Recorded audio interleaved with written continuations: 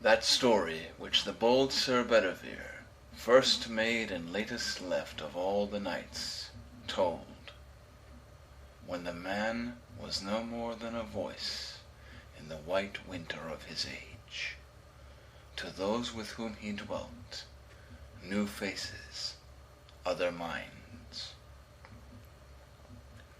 For on their march to westward, Bedivere, who slowly paced among the slumbering host, heard in his tent the moanings of the king. I found him in the shining of the stars. I marked him in the flowering of his fields. But in his ways with men I find him not. I waged his wars, and now I pass and die. Oh me!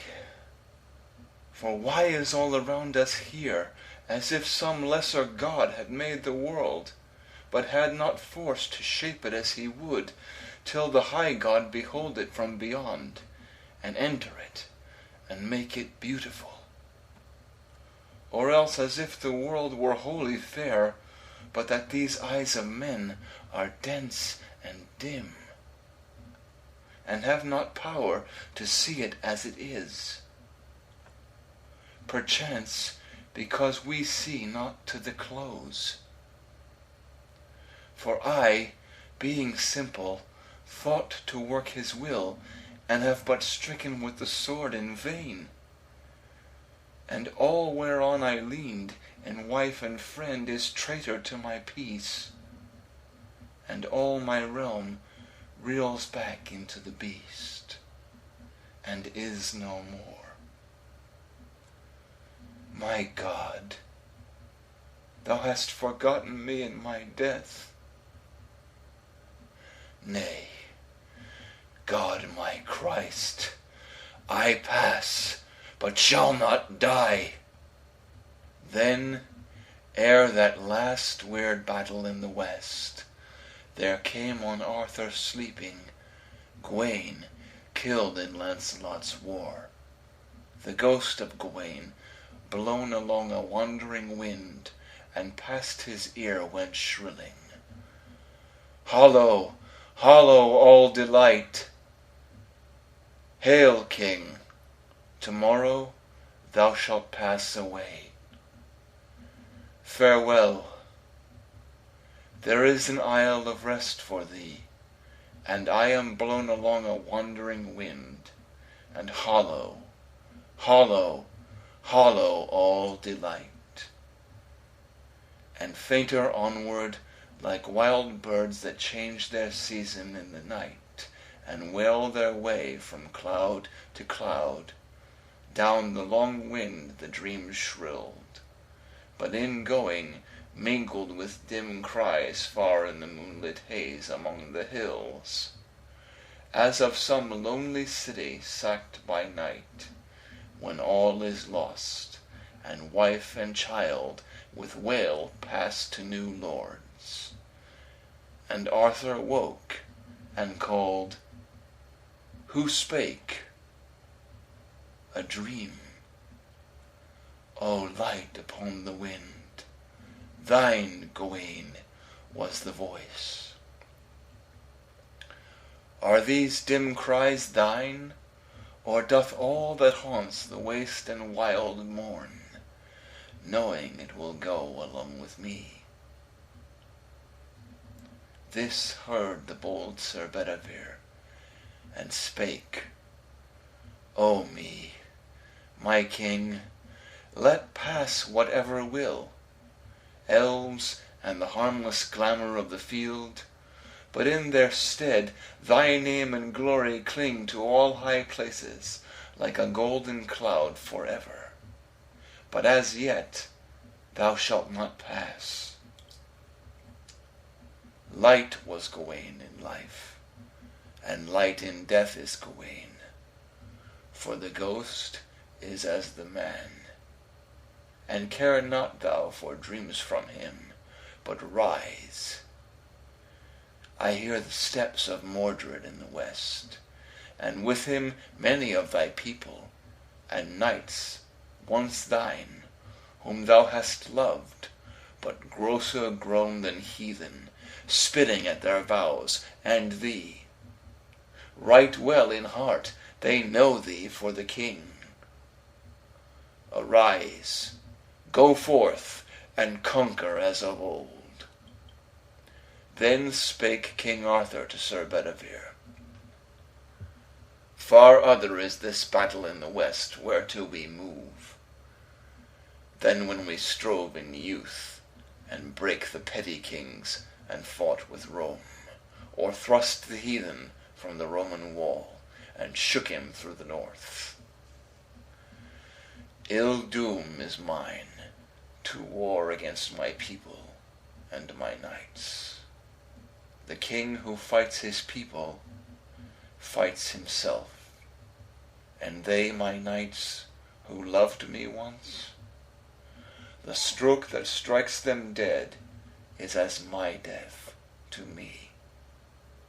Yet let us hence, and find or feel a way through this blind haze, which ever since I saw one lying in the dust at Almesbury hath folded in the passes of the world.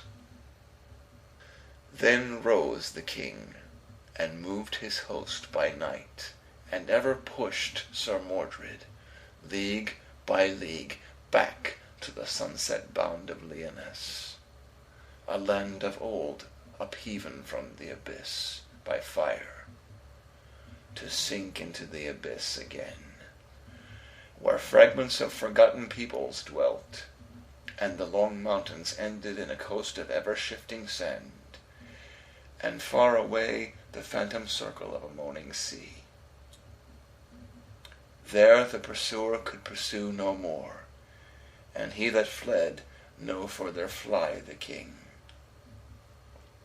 And there, that day when the great light of heaven burned at his lowest in the rolling year, on the waste sand by the waste sea they closed.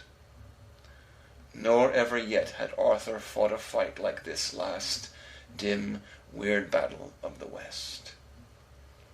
A death-white mist slept over sand and sea, whereof the chill to him who breathed it drew down with his blood, till all his heart was cold with formless fear, and even on Arthur fell confusion, since he knew not whom he fought.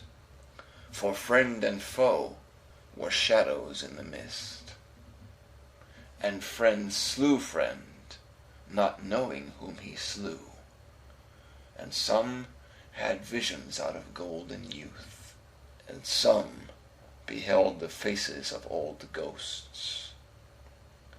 Look in upon the battle, and in the mist was many a noble deed, many a base, and chance and craft and strength in single fights, and ever and anon with host to host shocks, and the splintering spear, the hard mail hewn, shield breakings and the clash of brands, the crash of battle axes on shattered helms, and shrieks after the Christ of those who, falling down, looked up for heaven and only saw the mist, and shouts of heathen and the traitor knights, oaths, insult, filth, and monstrous blasphemies, sweat, writhings, anguish, laboring of the lungs in that close mist, and crying for the light, moans of the dying, and voices of the dead. Last, as by some one deathbed after wail of suffering, silence follows, or through death or death-like swoon, thus over all that shore, save for some whisper of the seething seas, a dead hush fell. But when the dolorous day grew drearier toward twilight falling, came a bitter wind, clear from the north, and blew the mist aside. And with that wind the tide rose, and the pale king glanced across the field of battle. But no man was moving there, nor any cry of Christian heard thereon, nor yet of heathen, only the wan wave breaking among dead faces, to and fro swaying the helpless hands, and up and down tumbling the hollow helmets of the fallen, and shivered brands that once had fought with Rome, and rolling far along the gloomy shores, the voice of days of old and days to be. Then spake King Arthur to Sir Bedivere, and whiter than the mist that all day long had held the field of battle was the king.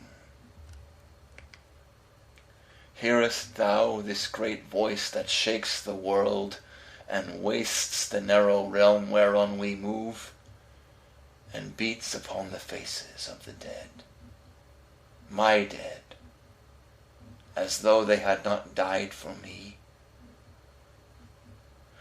O Bedivere, for on my heart hath fallen confusion, till I know not what I am, nor whence I am, nor whether I be king.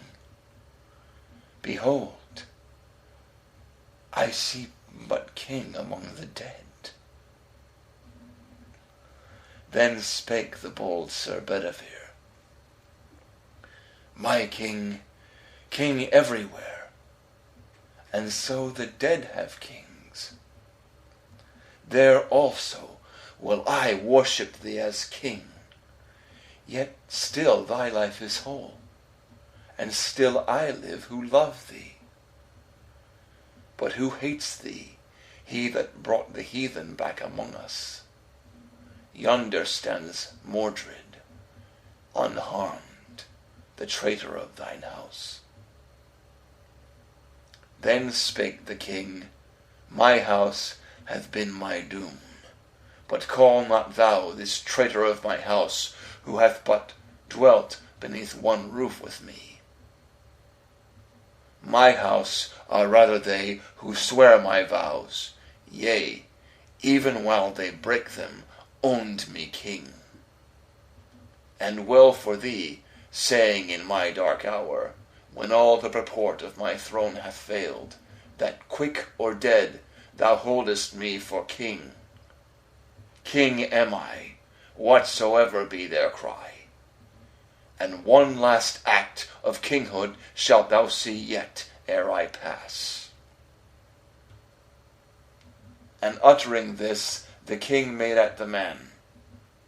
Then Mordred smote his liege hard on the helm, which many a heathen sword had beaten thin, while Arthur at one blow, striking the last stroke with Excalibur, slew him, and all but slain himself, he fell.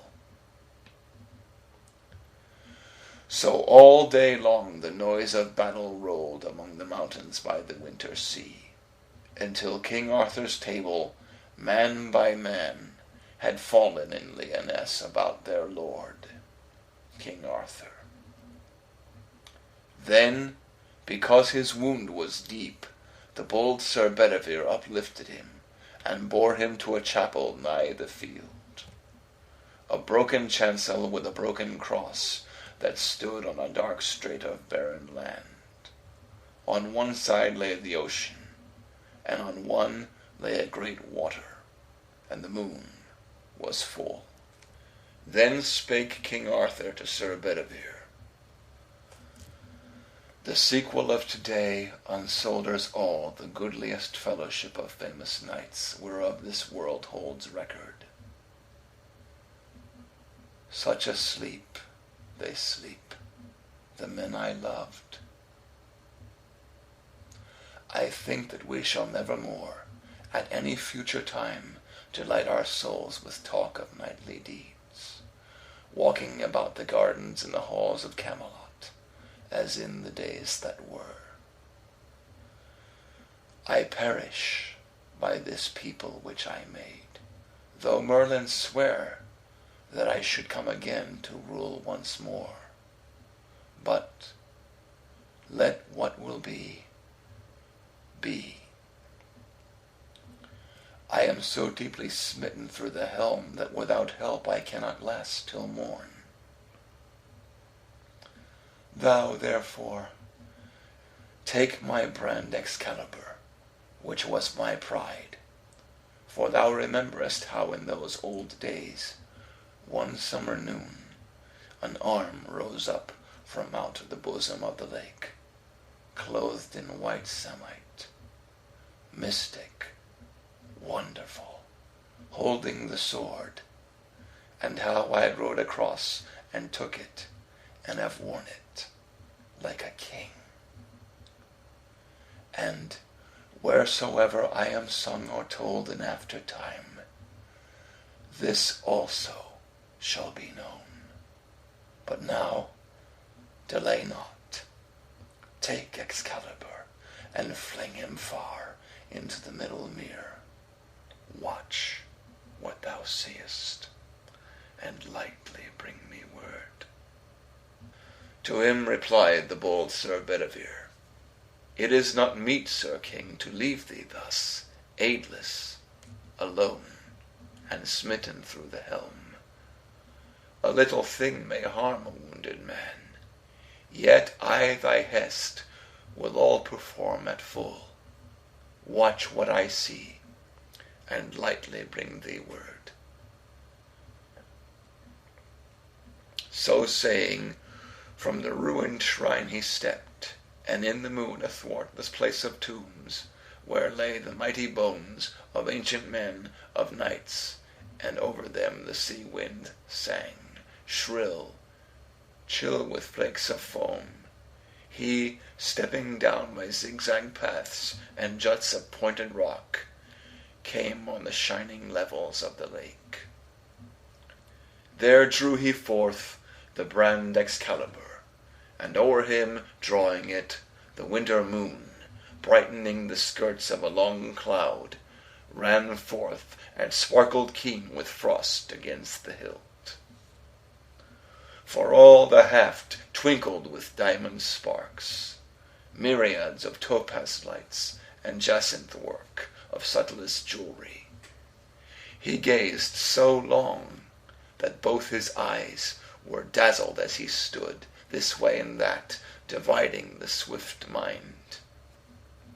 In act to throw, but at the last it seemed better to leave Excalibur concealed there in the many-knotted water flags that whistled stiff and dry about the marge. So strode he back, slow, to the wounded king. Then spake King Arthur to Sir Bedivere, Hast thou performed my mission which I gave? What is it thou hast seen, or what hast heard? And answer made the bold Sir Bedivere, I heard the ripple washing in the reeds, and the wild water lapping on the crag.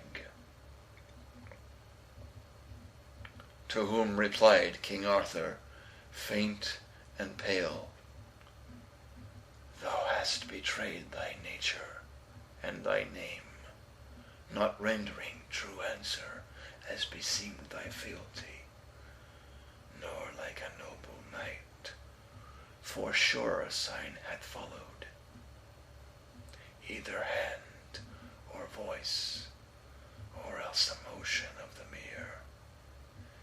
This is a shameful thing for men to lie. Yet now I charge thee, quickly go again, as thou art lief and dear, and do the thing I bade thee. Watch, and lightly bring me word. Then went Sir Bedivere the second time across the ridge, and paced beside the mere, counting the dewy pebbles, fixed in thought. But when he saw the wonder of the hilt, how curiously and strangely chaste, he smote his palms together, and he cried aloud, "And if indeed I cast the brand away, surely a precious thing, one worthy note, should thus be lost forever from the earth, which might have pleased the eyes of many men. What good should follow this, if this were done? What harm undone? Deep harm to disobey, seeing obedience is the bond of rule. Were it well to obey, then, if a king demand an act unprofitable against himself? The king is sick, and knows not what he does. What record or what relic of my lord should be to aftertime, but empty breath and rumours of a doubt? But were this kept, stored in some treasure house of mighty kings, some one might show it at a joust of arms, saying, King Arthur's sword, Excalibur, wrought by the lonely maiden of the lake. 9 years she wrought it, sitting in the deeps, upon the hidden bases of the hills. So might some old man speak in the aftertime to all the people, winning reverence. But now much honor and much fame were lost." So spake he, clouded with his own conceit, and hid Excalibur the second time, and so strode back slow to the wounded king. Then spoke King Arthur, breathing heavily, "What is it thou hast seen, or what hast heard?" And answer made the bold Sir Bedivere, "I heard the water lapping on the crag, and the long ripple washing in the reeds." To whom replied King Arthur, much in wrath, "Ah, miserable and unkind, untrue, unknightly, traitor-hearted! Woe is me! Authority forgets a dying king, laid widowed of the power in his eye, that bowed the will. I see thee, what thou art, for thou, the latest left of all my knights, in whom should meet the offices of all, thou wouldst betray me for the precious hilt, either from lust of gold, or like a girl valuing the giddy pleasures of the eyes. Yet, for a man may fail in duty twice, and the third time may prosper, get thee hence. But if thou spare to fling Excalibur, I will arise and slay thee with my hands." Then quickly rose Sir Bedivere, and ran, and leaping down the ridges lightly, plunged among the bulrush beds, and clutched the sword, and strongly wheeled and threw it. The great brand made lightnings in the splendor of the moon, and flashing round, and whirled in an arch, shot like a streamer of the northern morn. Seen were the moving isles of Wintershock by night, with noises of the northern sea. So flashed and fell the brand Excalibur, but ere he dipped the surface, rose an arm clothed in white samite, mystic, wonderful, and caught him by the hilt, and brandished him 3 times, and drew him under in the mere, and lightly went the other to the king. Then spoke King Arthur, drawing thicker breath, "Now see I, by thine eyes, that this is done. Speak out, what is it thou hast heard or seen?" And answer made the bold Sir Bedivere, Sir King, I closed mine eyelids, lest the gems should blind my purpose.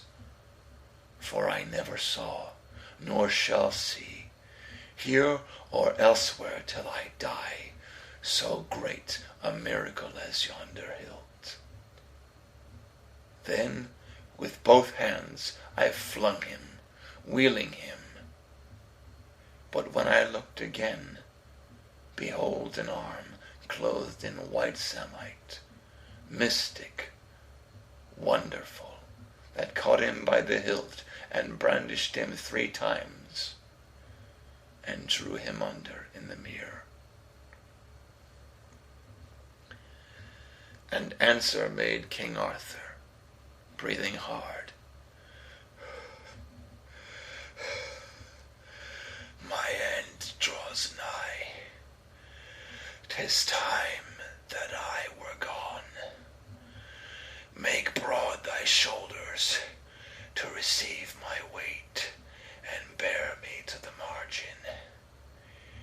Yet I fear my wound hath taken cold, and I shall die. So saying, from the pavement he half rose, slowly, with pain, reclining on his arm, and looking wistfully, with wide blue eyes, as in a picture. Him Sir Bedivere remorsefully regarded through his tears, and would have spoken, but he found not words. Then took with care, and kneeling on one knee over both his shoulders, drew the languid hands, and rising, bore him through the place of tombs. But as he walked, King Arthur panted hard, like one that feels a nightmare on his bed, when all the house is mute. So sighed the king, muttering and murmuring at his ear, "Quick, quick, I fear it is too late, and I shall die." But the other swiftly strode from ridge to ridge, clothed with his breath, and looking as he walked, larger than human, on the frozen hills. He heard the deep behind him, and a cry before. His own thought drove him like a goad, dry clashed his harness in the icy caves and barren chasms, and all to left and right the bareback cliff clanged round him, as he based his feet on juts of slippery crag that rang sharp-smitten with the dint of armed heels. And on a sudden, lo, the level lake and the long glories of the winter moon. Then saw they how there hove a dusky barge, dark as a funeral scarf from stem to stern. Beneath them, and descending, they were aware that all the decks were dense with stately forms, black-stoled, black-hooded, like a dream, by these 3 queens with crowns of gold, and from them rose a cry that shivered to the tingling stars. And, as it were, one voice, an agony of lamentation, like a wind that shrills all night in a wasteland where no one comes, or hath come since the making of the world.